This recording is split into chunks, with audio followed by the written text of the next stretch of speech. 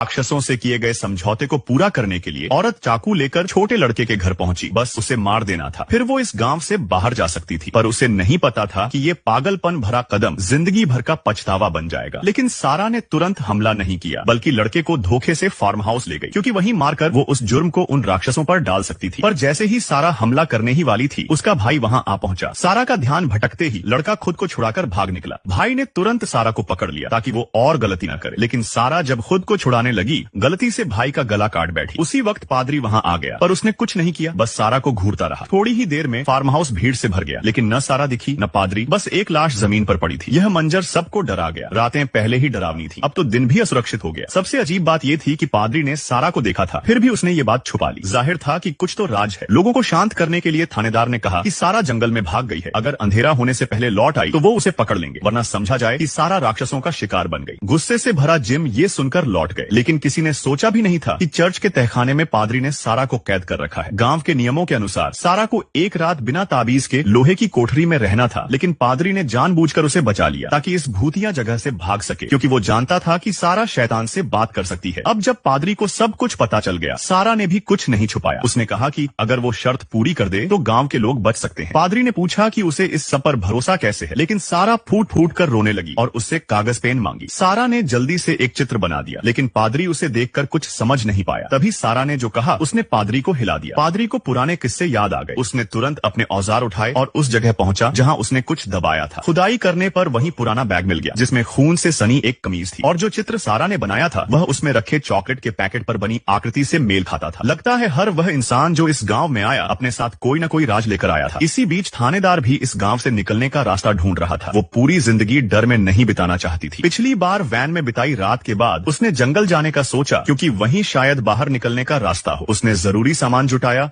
और जंगल की ओर निकलने की तैयारी की। आखिर जिन पत्थरों से राक्षस दूर रहते थे वो भी उसे जंगल से ही मिले। जाने से पहले उसने डिप्टी से कहा कि वो उसकी जगह संभाले, लेकिन डिप्टी ने मना कर दिया, क्योंकि थानेदार ही सबका सहारा था। मजबूरी में थानेदार ने अपना एक राज बताया। उसे एक बीमारी हो गया है, हाथ पैर कांपने लगे हैं और जल्द ही वो बीमार पड़ जाएगा, फिर किसी की रक्षा नहीं कर पाएगा। इसलिए वो चाहता था कि जब तक समय है वो सबको इस जगह से बाहर निकालने का कोई तरीका ढूंढ ले। उसे ये नहीं पता था कि उसी समय इस डरावने गांव में एक नया आदमी आया है और शायद उसी के आने से सब कुछ बदलने वाला है।